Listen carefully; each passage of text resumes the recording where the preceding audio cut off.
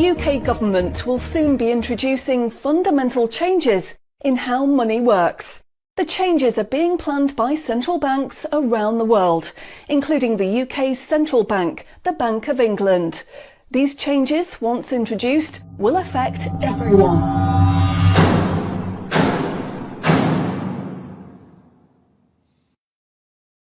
So what are these changes really about? The changes being proposed will mean that you will no longer have full control over your spending. In fact, what they are planning is the replacement of money with something which is fundamentally different. Therefore, it's not just cash they want to remove from the economy, it is money itself. Pay attention, because if the new monetary system is allowed to happen, it will be very difficult to reverse, and could mark the beginning of the end of human freedom. In order to explain the changes that are being planned right now for your tomorrow, let's explain a little bit about how your money works today. Let's imagine that John decides to buy his daughter a birthday present from Argos. He chooses the product he wants, then pays £50 using his debit card. You might think that £50 is immediately transferred from John's bank account to Argos's bank account. But this is not what happens. A record is created showing that John's bank owes Argos's bank £50, and John's account will even show that the money has left his account, but the actual transfer of funds does not occur at the time of purchase. John's £50 purchase is one of about 50 million UK transactions that occur every day, and although in each case the account may show that the money has been transferred, the actual movement of funds between the banks only occurs once every day. Every 24 hours, all the payments made to and from each of the UK's 300 plus registered banks are added up to determine how much each bank owes the others. The Bank of England, which is the central bank that all other banks in the system are connected with, derives the total amount that each bank owes and is owed for that day.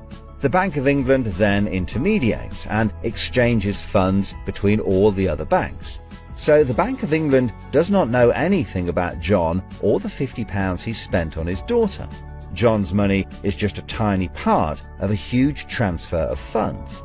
This means that the only organisation that can see what John does with his money is his own bank. The central bank cannot see what John spends his money on, or when he spends it, and John's bank is under an obligation not to share details of his spending with anyone.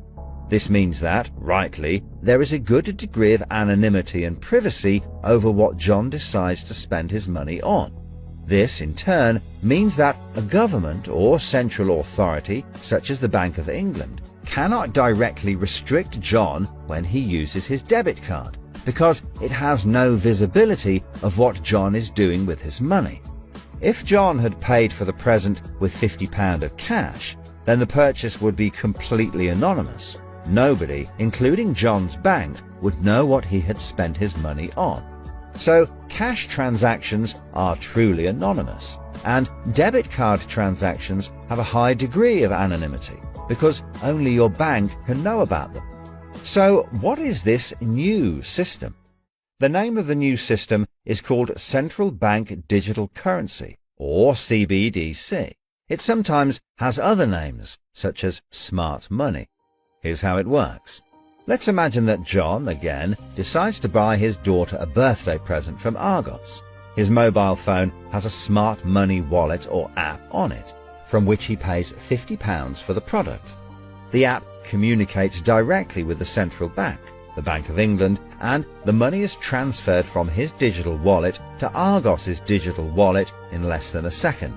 The transfer of funds occurs at the time of purchase, and the transaction is recorded and approved by a centralized computer system on a centralized blockchain.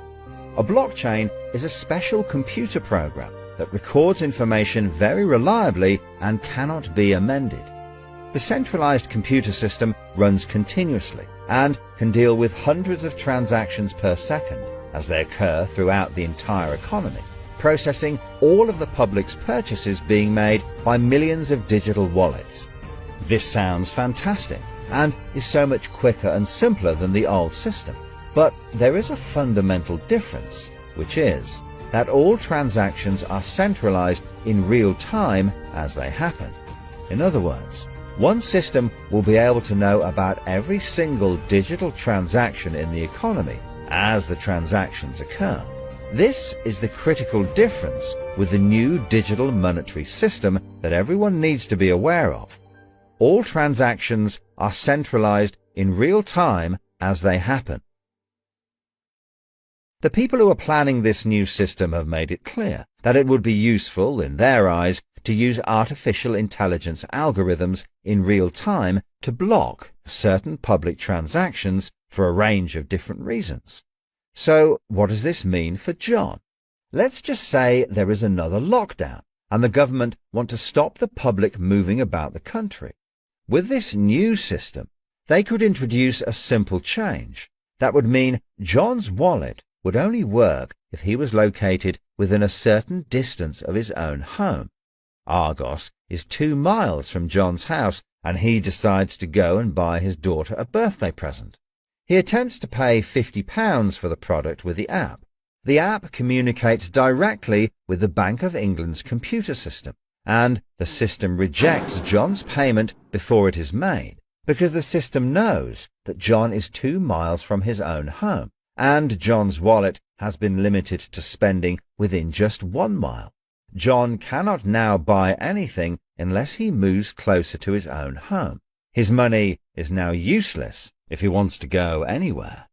Why doesn't John just use cash? That would be a good solution for John as long as cash is still in use. So how might this new system be introduced? The Prime Minister called an emergency meeting today to discuss the unprecedented slide into economic recession in the UK and global economies. Inflation is out of control, and high interest rates are causing thousands of house repossessions. All cash points and over-the-counter cash services are now frozen, and millions of people face losing their life savings as a number of high street banks are declared insolvent. The government and the Bank of England are accelerating the introduction of a new central bank digital currency, which all bank customers in the UK will be able to receive in exchange for their existing money, which in many cases is now unobtainable from their bank accounts. The government say that the new digital money will help the economy recover from recession and will be used to bail out public and corporate money currently held in millions of bank accounts by banks that are at the point of collapse.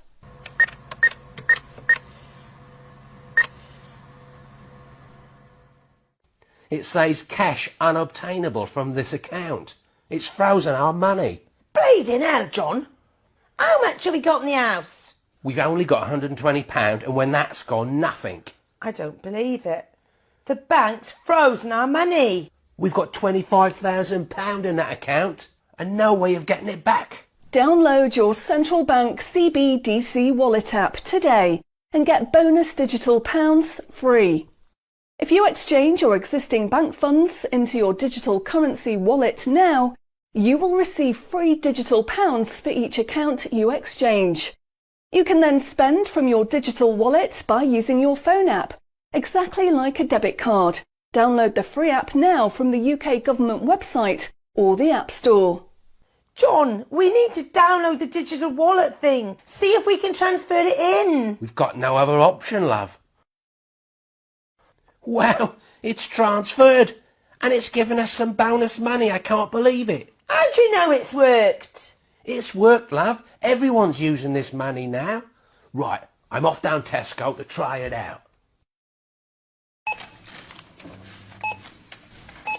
Sorted. Recent figures show that the public's use of cash has halved in the last 12 months.